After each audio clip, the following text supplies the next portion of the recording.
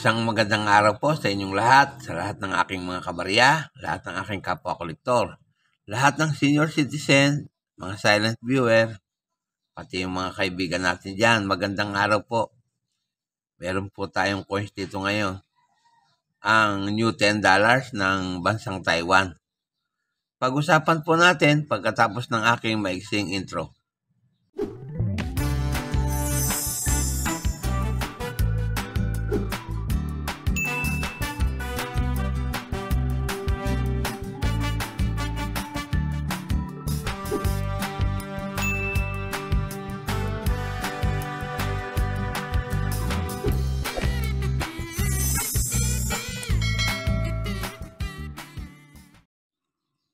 At narito nga po sa inyong harapan ang 10 new dollars ng bansang Taiwan. Sa obverse na bahagi po ay makikita natin sa bandang gitna ang portrait ni Dr. Sun Yat-sen. Yan po, Dr. Sun Yat-sen, ang unang presidente at founding father ng Republic of China. Yan po. Tapos po sa ibabaw ay makikita natin ang traditional script, Chinese lettering, na ang translation po ay Republic of China. Yun po. Sa reverse na bahagi nga po ay makikita natin ang kanyang denomination sa bandang ibaba na nakasulat ay 10 at may Chinese lettering sa kanyang gilid. Tapos po may parang tuldok sa ilalim. Nagre-representa po yan ng Taiwan Island and May Blossom. Yan po. Ang script po niyan, doon po sa kanyang banner sa taas, yan po, ay hidden words na may nakasulat pong Chinese lettering. Yan. Ang translation po ay the country is prosperous and at peace. The people live in safety and happiness. Yan po ang ibig sabihin, $10. Kaya lang po, nakatago doon sa banner niya ang kanyang script na sinasabi ko. Ang edge po niyan ay reeded. Yan. Ginawa po ang barya na yan sa Central Mint of Taiwan sa Taoyuan, Taiwan. Nagpapagawa po sila ng coins doon magbuhat 1976 hanggang sa kasalukuyan. At yun nga pong coins na yan ay nanggaling sa bansang Taiwan. Ang period, Republic, magbuhat 1949 hanggang sa kasalukuyan. Standard circulation coin po yan. Ang taon, 100 to 111 sa kanilang kalendar. Ang katumbas po sa Gregorian calendar ay 2011 hanggang 2022. Kasi ang ginagamit po nilang calendar diyan ay Chinese Republican. Ang value po niyan ay 10 yuan.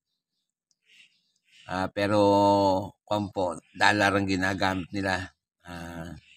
10 new dollars. Kung tawagan nila Taiwan dollars. Kung i-convert po natin sa Philippine peso, ang halaga po niyan ay 18 pesos. 18 pesos. Ang composition po niyan ay copper nickel. Yan po. Tumitimbang po ng 7.5 grams. May diameter na 26 mm at kapal na 1.87 mm. Ang hubog po niya bilog. Milled ang technique na ginamit at medal alignment ang orientation. May number po yan na number 19429 at reference number Y number 574, school number 63. Dito po sa Mista ay may mga presyo na po ang bawat taon ng pagkakagawa ng coins na yan. Pero ang ilalahad ko lang po naman ay sa year 2011. Yan po, year 100 sa kanilang Chinese calendar at 2011 naman sa Gregorian. Yung very fine po niyan at extra fine, almost uncirculated, ay 72 pesos. Yan po. At yung uncirculated po ay 100 pesos. Dito naman po sa eBay, yung year 100 ay nagkakahalaga ng $2.99 US dollar. Yan po. Sa Jerome Collection naman po, 3.49 euro. Yan po. Sa isang eBay po, dito sa, tingnan natin yung may taong 2010, nagkakalaga po ng $1.99. At yung isang eBay ay apat po ang na barya ang magkakasama na yun ay yari sa silver coins. Nagkakahalaga po ng $174.99. Yan po lamang at wala nang iba.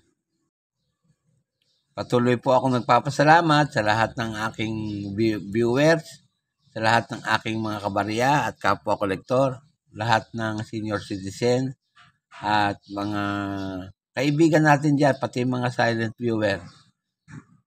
Salamat po sa inyo at shout out po sa inyong lahat. Sana po wag po kayo magsasamang manood sa aking channel. Pakipindot naman po ang notification bell para lagi kayong updated sa tuwing may bago akong content. I-like po at saka pakishare na rin po ang aking video. At sa huli ay masabi kong mabuhay tayong lahat. Isang magandang araw po sa inyong lahat, sa lahat ng aking mga kabarya, lahat ng aking kapwa kolektor, lahat ng senior citizen, mga silent viewer, pati yung mga kaibigan natin dyan. Magandang araw po. Meron po tayong coins dito ngayon. Ang new $10 ng bansang Taiwan. Pag-usapan po natin pagkatapos ng aking maiksing intro.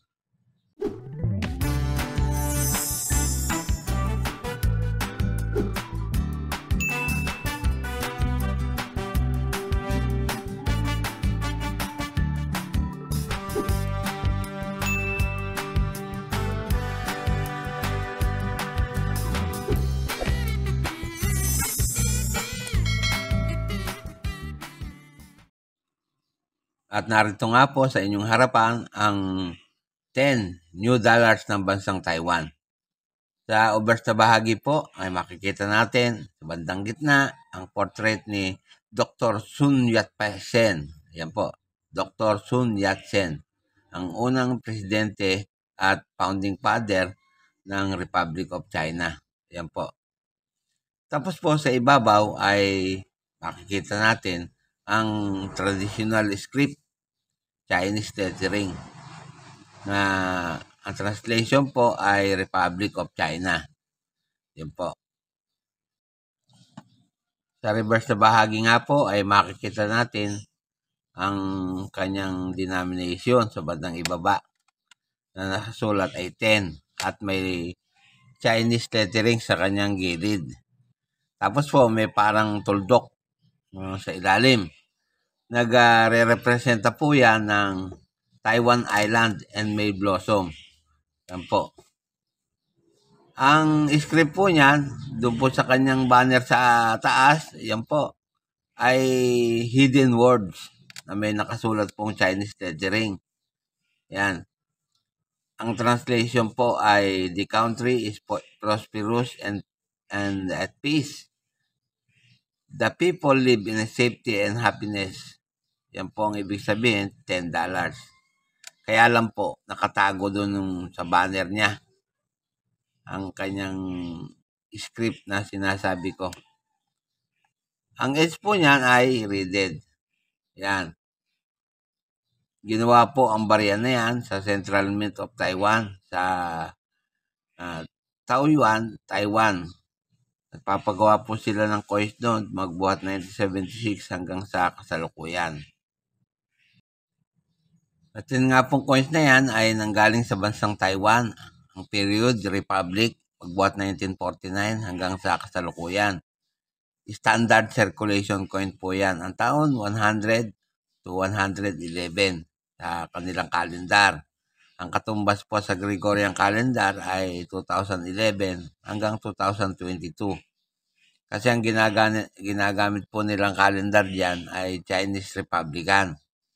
Ang value po niyan ay 10 yuan. Pero po, dollar ang ginagamit nila. 10 new dollars. Kung tawagin nila Taiwan dollars. Kung i-convert po natin sa Philippine peso, ang halaga po niyan ay 18 pesos. 18 pesos. Ang composition po niyan ay copper nickel. Yan po. Tumitimbang po ng 7.5 grams. May diameter na 26 mm at kapal na 1.87 mm. Ang hubog po niya bilog. Milled ang technique na ginamit at medal alignment ang orientation. May number po yan na number 19429 at reference number Y number 574, school number 63. Dito po sa Mista ay may mga presyo na po ang bawat taon ng pagkakagawa ng coins na yan. Pero ang ilalahad ko lang po naman ay sa year 2011. Yan po, year 100 sa kanilang Chinese calendar at 2011 naman sa Gregorian. Yung very fine po niyan at extra fine, almost uncirculated, ay 72 pesos. Yan po. At yung uncirculated po ay 100 pesos. Dito naman po sa eBay,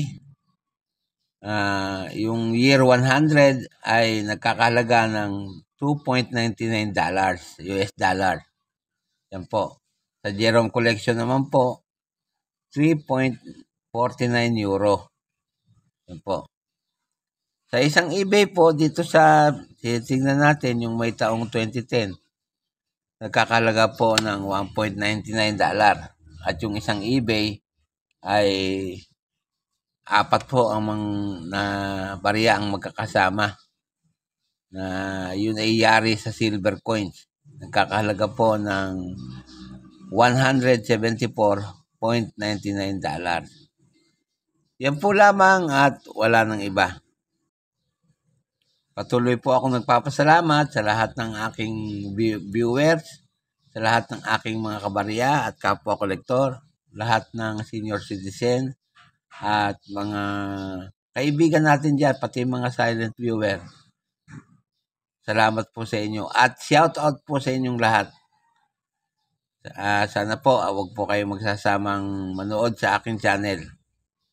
Pakipindot naman po ang notification bell para lagi kayong updated sa tuwing may bago akong content. I-like po at saka pakishare na rin po ang aking video. At sa huli ay masabi kong mabuhay tayong lahat.